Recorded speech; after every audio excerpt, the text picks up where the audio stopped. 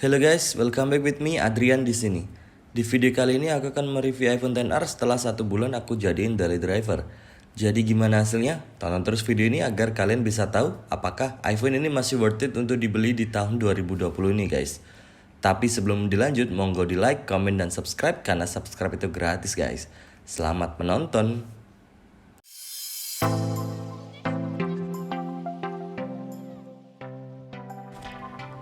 iPhone XR dirilis pada bulan September 2018 bersama dengan iPhone XS dan iPhone XS Max yang sudah berumur sekitar 2 tahun. Pada lini iPhone XR ini terdapat berbagai pilihan warna yaitu hitam, putih, kuning, biru, koral, dan produk red yang saya pegang ini guys. Untuk desainnya sudah mengusung desain bezel ala iPhone X dengan notch di atas untuk menempatkan sensor dan kamera yang digunakan pada Face ID. iPhone XR ini memiliki tampilan premium dengan bahan kaca yang dipakai pada front dan back panelnya. Dan untuk sampingnya menggunakan bahan aluminium dengan matte finish guys, seperti lini iPhone 8 dan iPhone 8 Plus. Sertifikasi untuk tanah air juga masih ada meskipun hanya iPhone 67 yang hanya satu tingkat di bawah saudaranya yaitu iPhone XS dan XS Max yang menggunakan IP68. Meskipun ada beberapa fitur yang dipangkas dari saudaranya itu, Apple tidak berkompromi soal performanya guys. Karena iPhone XR ini juga ditenagai dengan chipset A12 Bionic dengan 3GB RAM. Kalau dari pengalaman saya sih memakai iPhone ini dalam kurun waktu 1 bulan, iPhone XR ini cocok digunakan untuk kegiatan apa saja guys, seperti sosial media, WhatsApp, editing video, maupun gaming.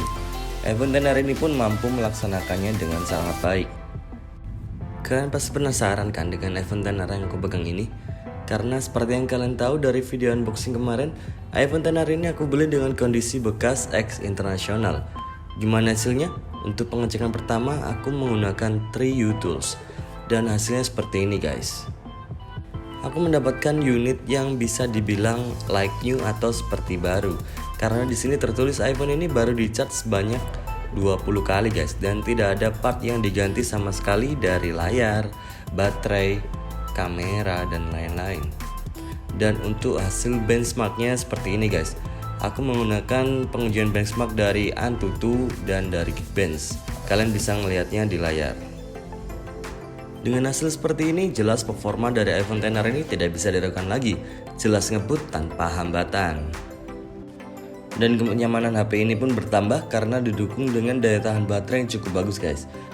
Meskipun dengan kapasitas baterai tidak sampai 3000 mAh atau tepatnya hanya 2942 mAh, iPhone ini punya prosesor dengan efisiensi daya yang bagus dan resolusi layar yang tidak terlalu besar sehingga mampu menemani kegiatan harianku tanpa perlu memikirkan charger lagi guys.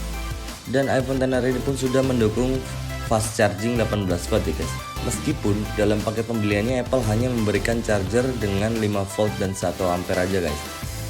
Yang artinya kita dengan tanda kutip dipaksa untuk membeli charger tambahan oleh Apple jika ingin menikmati fitur fast charging tersebut guys. Dan iPhone XR ini pun sudah mendukung fitur wireless charging ya guys. Nah sekarang kita ke bagian yang sering banget diribetkan oleh orang guys, yaitu layarnya. Emang kalau kita melihat dari spesifikasi layarnya yang hanya 1792 x 828 pixel dan memiliki kerapatan layar 326 ppi, layar dari iPhone XR ini pun cukup rendah jika dibandingkan dengan kompetitornya yang rata-rata mengusung layar AMOLED dan sudah Full HD guys. Tapi perbedaan ini menurutku hampir tidak terlihat dalam penggunaan harian kecuali benar-benar ditaruh bersebelahan dengan kompetitornya dan emang dicari-cari guys.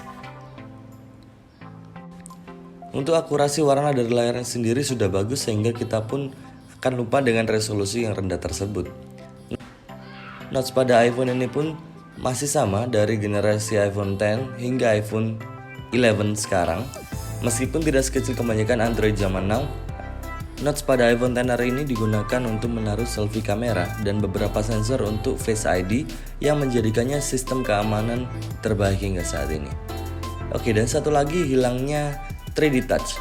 Meskipun banyak orang yang menyayangkan ini, tapi menurutku dengan hilangnya 3D Touch maka Apple bisa menggantikan space yang kosong tersebut untuk menambah kapasitas baterai seperti yang dilakukan pada iPhone 11 series. Untuk pengalaman menggunakan haptic touch sendiri pun mirip-mirip dengan 3D touch. Kita bisa mengintip chat di WhatsApp tanpa membukanya dengan cara menahannya cukup lama. Kita pun bisa membuka menu pilihan pada home screen dan lain-lain. Secara keseluruhan saya tetap suka dengan layarnya meskipun dengan beberapa kekurangannya guys, karena menurutku masih bagus digunakan untuk multimedia.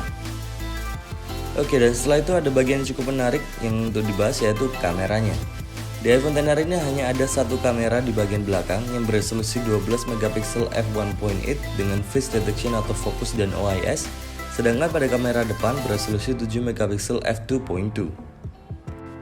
Spesifikasi kamera ini mirip dengan yang ada di iPhone XS dan XS Max, tapi bedanya tidak ada lensa kedua untuk telefoto guys. Mungkin untuk orang yang sering menggunakan lensa tele, perbedaan ini cukup berarti ya guys. Tapi untuk kalian yang tidak pernah menggunakannya, absennya lensa tele ini tidak mengurangi kualitas dari hasil jepretan iPhone XR jika dibandingkan dengan saudaranya.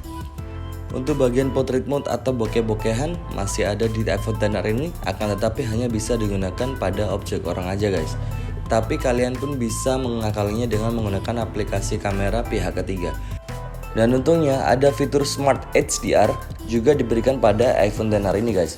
Dan itu tidak eksklusif untuk iPhone XS dan XS Max saja. Untuk low light sendiri menurutku masih cukup aja guys. Tapi yang pasti detailnya akan turun dan terdapat noise pada bagian-bagian yang gelap. Ini karena absennya fitur low light pada iPhone XR ini guys. Dan fitur low light sendiri pun baru ditambahkan oleh Apple di iPhone 11 series. Nah, kalau untuk kualitas videonya ini bagian favoritku guys. Kenapa? Karena videonya ini bisa merekam hingga 4K 60 fps dengan OIS yang bekerja sangat bagus guys. Mikrofonnya oke, dan juga akurasi warna yang bagus. Sudah cukup untuk bikin orang seneng lah ambil video di HP ini.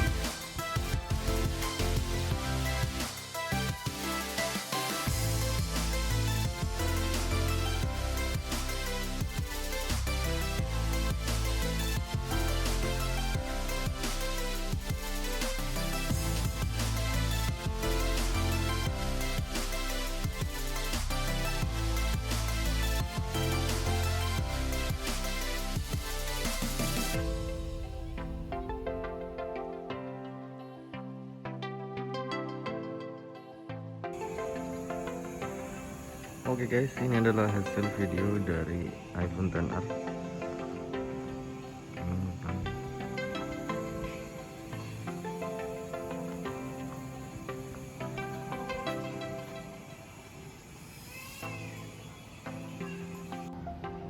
Oke, dan ini adalah hasil dari kamera depannya guys. Gimana menurut kamu guys?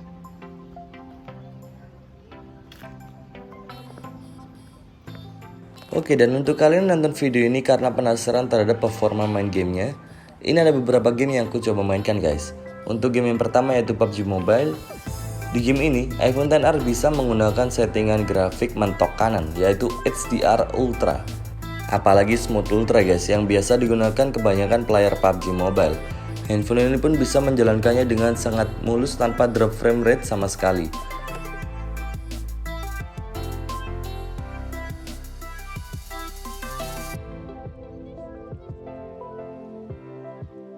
Dan game kedua adalah Mobile Legends. Kalau pada game ini guys sudah jelas, untuk settingannya bisa mentok kanan, detail sangat tinggi, dan high frame rate-nya pun bisa dihidupkan. Dan HP ini bisa menjalankannya dengan sangat baik ya guys.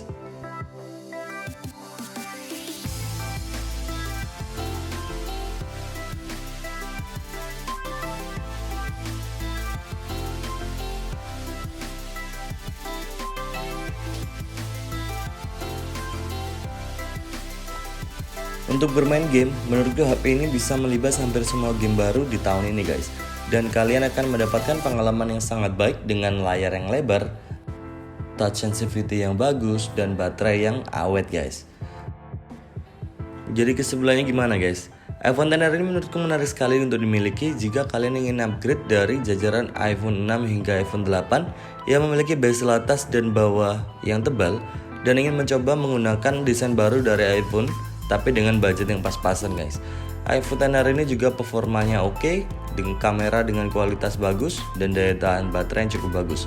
iPhone XR ini bisa didapatkan dengan harga mulai 7 jutaan guys di e-commerce yang ada di Indonesia. Oke guys, cukup segini aja video kali ini. Terima kasih untuk kalian yang sudah menonton video ini guys. Tetap dukung channel ini untuk upload video setiap minggunya dengan like dan subscribe. Dan jika menurut kalian video ini bermanfaat, silahkan share ke teman-teman dan keluarga kalian. Makasih.